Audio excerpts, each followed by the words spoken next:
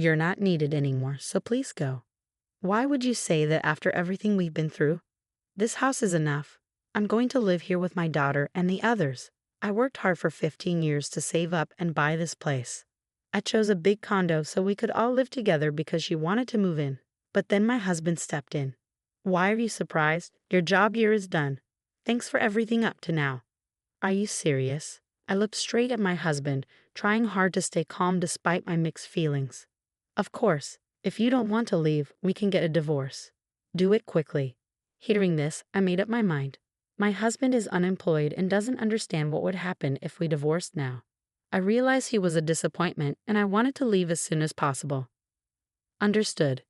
If that's how it is, I'll leave. Leave right now, okay? I'd be so happy not to see your face again. They both gave me the ugliest smiles I had ever seen. There was no need to hold back against a husband and mother-in-law like this. I wanted them to feel the consequences immediately, so I sold the high-rise condo right away. My name is Sandra, and I turned 39 this year. I've been married to Robert for 4 years. We used to work at the same company, but we weren't that close. Then 4 years ago, something changed. Huh? Sandra. Robert, is that you? Long time no see. What are you doing here? Actually, I quit my job today. What? Why? I quit because it was finally time to chase a dream I've always had. You know I've been drawing cartoons for a while, right? I finally made my debut. Seriously? That's amazing. Show me sometime.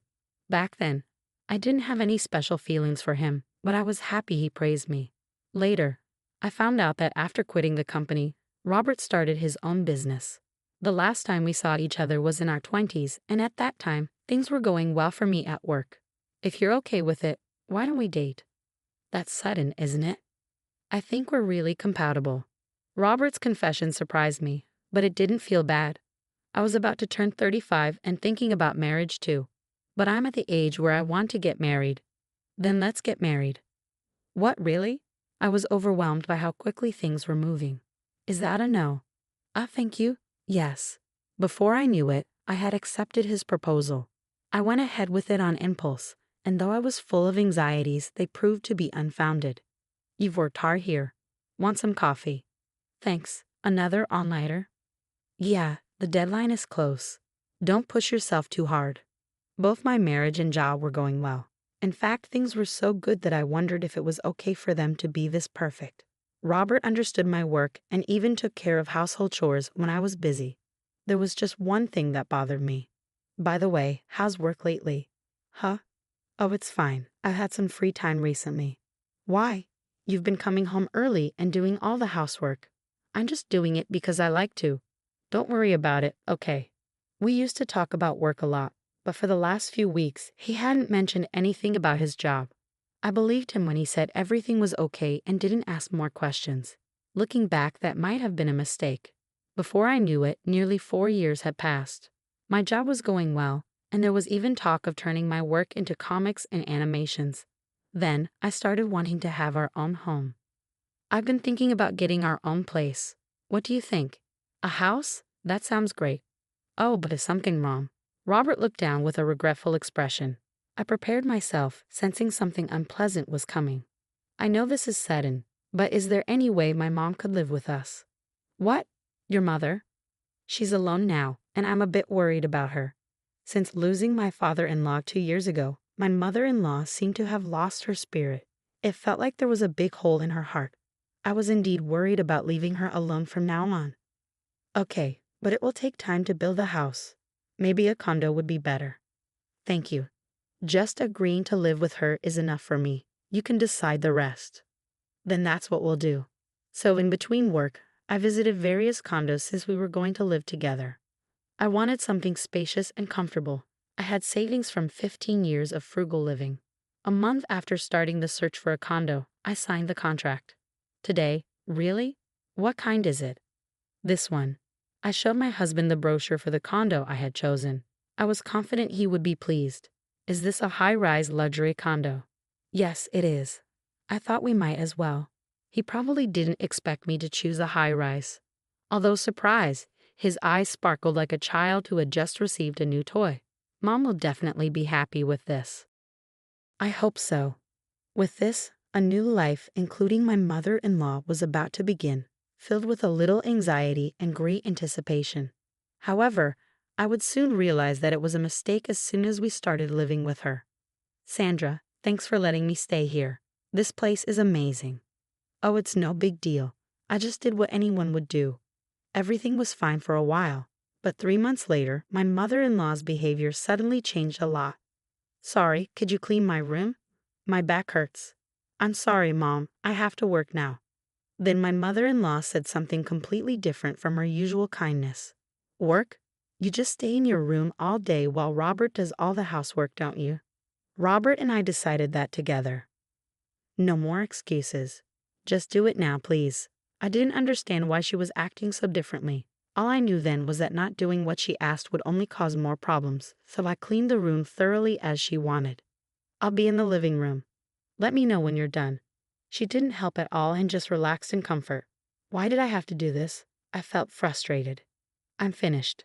At last, can't you clean a bit faster? I'm sorry. Well, okay then. Please make sure to do it regularly from now on. In the end, my mother-in-law went back to her room without thanking me. I was angry at her demanding attitude, but I kept quiet, fearing more complaints if I resisted.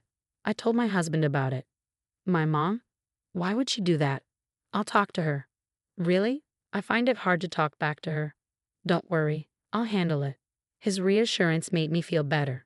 True enough, from the next day onwards, my mother-in-law stopped being so harsh with me. I thought I could now concentrate on work as usual until a week later when I returned home from a meeting. I'm back. When I walked in, I noticed unfamiliar shoes by the door. As I approached the living room, I overheard voices. Hey, where's Sandra today? Oh, she's at a meeting. It's amazing though. She's become a successful cartoon artist at her age. Yeah, it's impressive. Why do you sound so proud? It was Robert's sister, Christina, who was visiting. Just as I was about to enter the room, I heard more of their conversation. By the way, Mom, you've been quieter lately. Oh yes, it's more amusing to knock her down when she feels secure, isn't it? And Robert, you agree, right? Well, if she can't work anymore, it would be a problem, right? Sandra is the one bringing in money for us after all. Oh, right. I stood there, stunned not only by what was said, but by the realization that my husband and mother-in-law were plotting something together. From then on, life became unbearable. Did you discuss that thing? About work? I didn't think it needed to be brought up. You always do this. What? What are you talking about? Christina asked innocently, clearly unaware of the conversation's subject. I was also clueless and eager to hear Robert's explanation. Well, it couldn't be helped. Actually, the company I was running went bankrupt shortly after we got married. What? You never mentioned that. That's terrible, Christina exclaimed. I've been through a lot, but I was lucky. I never expected that when I suggested living with Mom, Sandra would opt for such an upscale condo. When Robert admitted this to me, instead of surprise, I felt a surge of anger because I realized I had been deceived. Knowing he had hidden this and acted normal made me feel sick to my stomach. At that moment, I regretted everything deeply. If only I hadn't ignored the signs of change in my husband. But I couldn't dwell on regrets forever, and I started considering when to leave. Maybe it's time, Robert remarked. Time for what? Christina asked. Well, that's for another time, Robert replied casually. Unable to listen any longer, I burst through the door. They were shocked, clearly not expecting me to return. What's going on? I demanded. Seeing my husband and mother-in-law flustered, I almost laughed but held it back. You startled me. If you were back, you should have said something, Robert stammered. I did say I'm home, but maybe you were too caught up in your conversation. I retorted. Well, never mind. Sandra, come sit here. Let's have some coffee together. Yes, thank you, I replied politely, then engaged in meaningless conversation. It felt like it had been ages since I'd endured such dullness. After about an hour, Christina announced she was leaving. I should head home now. You could stay a bit longer. I'd like to, but I have plans after this. Well, if that's the case, I understand. Let me walk you about part of the way. Christina probably sensed my feelings towards Robert and his mother. Maybe that's why she wanted to get away from the situation. As Christina was leaving, I stopped her. Thanks for coming today. Did you have a good time? Yes, Christina replied nervously, as if fearing criticism. Seeing her uneasy expression, I decided it was best to give her a heads up. I wanted to tell you something, Christina. You shouldn't trust them too much. What do you mean? About what we talked about earlier? Christina's expression turned pale as she seemed to grasp that my husband and mother-in-law were the ones I was warning her about. I understand. See you around. From then on, as far as I know, Christina never visited us again. My mind was consumed with thoughts of how to exact revenge on them. One day, as part of my routine, I checked the mailbox and found a letter addressed to Robert. The moment I saw it, I couldn't help but laugh, thinking it might be useful. I'm heading to work. Have a good day. How insincere. Curious about where he was really going, I decided to follow him. I had observed as he idled in a park for a while before heading to a casino. I took photos to have evidence for later use. He was unemployed and yet engaged in activities like this. Who made this awful meal? My mother-in-law's criticism had started again, likely sparked by our earlier conversation. I had been pondering ways to retaliate against her. I made it. Since Robert doesn't cook and no one else could have, it had to be me. How dare you serve something like this? You didn't put poison in it, did you? Clean this up. Her words were harsh, almost refreshing. I was angry, but that wasn't my main concern. Unable to come up with a plan on my own, I decided to call my mother. I was nervous about her reaction, but getting back at my husband and mother-in-law was more important. Hello, Mom. You sound upset. What's wrong? Actually, I proceeded to tell my mother everything that had been happening. I had expected her to be critical, but instead she was sympathetic. So that's what's been going on. You've been through a lot. Her words brought tears to my eyes. But what should I do now? From what you've told me, the condo is in your name, right? Yes, but... And it seems they both like living there. Why not just sell it? Sell it? The idea hadn't occurred to me. My mother's suggestion struck a chord. I started imagining how my husband and mother-in-law would react to losing their home. Life would certainly become challenging for my unemployed husband and mother-in-law. It's actually a good idea, isn't it? It sure is, but it's amazing how you can say that with a laugh. Well, it's your decision, Sandra. Just know that we're here for you. Yeah, hearing you say that gives me more strength. Feel free to reach out anytime. I couldn't stop thinking about my mother's advice. One evening after dinner and cleaning up, Robert said he needed to talk. Following his instructions, I sat down on the sofa where both Robert and my mother-in-law were smirking. I had a sinking feeling about this. So what's this talk about? I asked cautiously. My mother-in-law began, You're no longer needed here, so please leave. Why would you say that after everything? This house is. She interrupted me sharply, ignoring my frustration. Enough. I'm going to live here with Christina and the others. Why with Christina and the others? I asked, recalling the conversation they had at home that day. It seemed this was the fun they had planned. Robert then added, Why the surprised look? Your role here is finished. Thanks for everything up to now. Are you serious? I stared directly at him, my emotions overwhelming me. Fine, if you want me to leave, we can get divorced. Let's get it over with. Upon hearing my words, I made my decision. Robert, being unemployed, seemed oblivious to the consequences of divorce. What a disappointment. I wanted to leave that place as soon as possible, and I had prepared for this moment. Fine, if that's how it is, I'll leave. Leave right now. Fine. I'd be thrilled not to see your face again, Robert sneered. They both wore the most sinister smiles I had ever seen. There was no reason to hold back anymore against such a husband and mother-in-law. I wanted to make them feel the consequences right away. Packing only the essentials, I walked out of the house. They watched me leave, but I felt no sadness or regret. Since we're getting divorced anyway, you handle the divorce papers. I'm not worried about this condo. You can take care of it, I said calmly. Without waiting for the response, I walked away without looking back.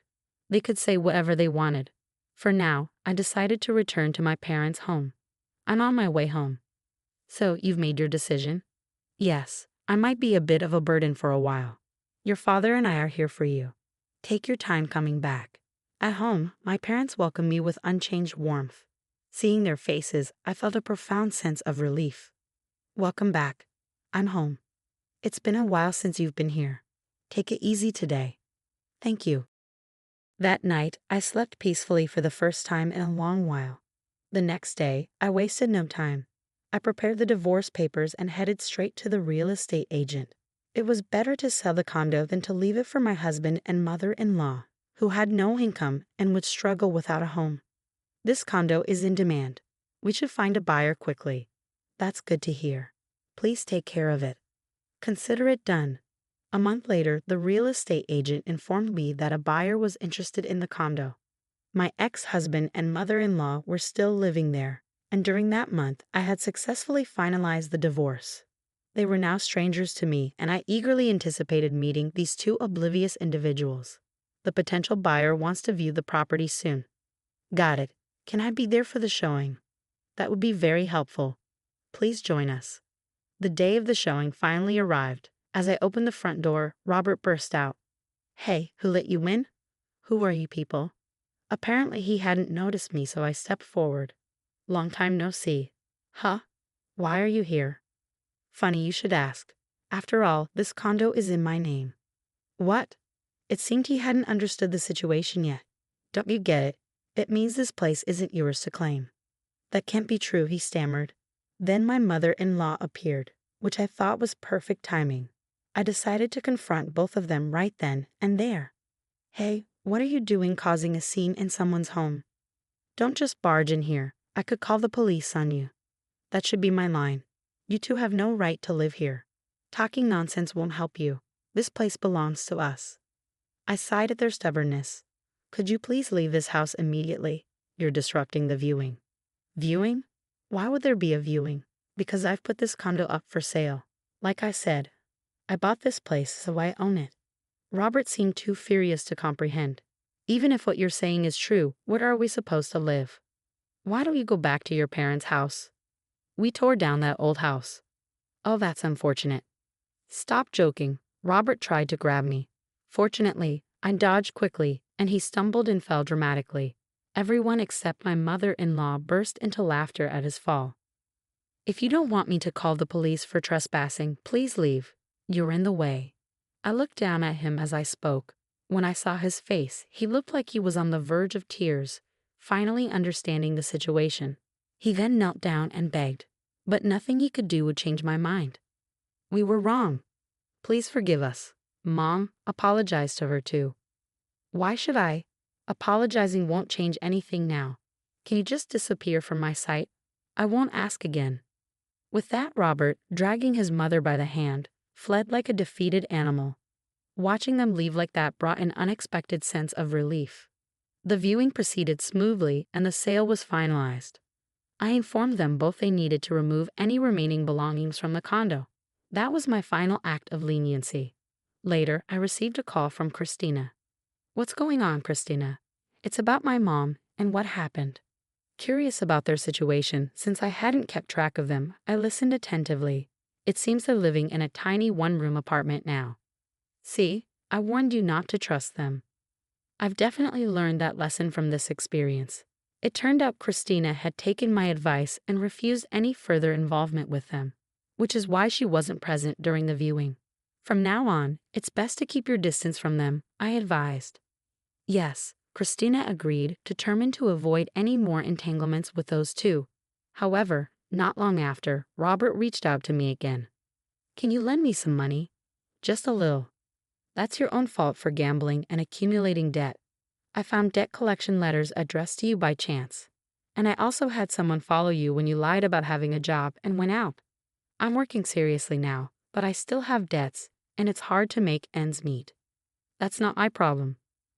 Oh, and could you pass a message to your mother? Tell her she got what she deserved. I hung up immediately, realizing they would likely face more difficult times ahead. Reflecting on these events, I considered turning this experience into a comic for my next project. It could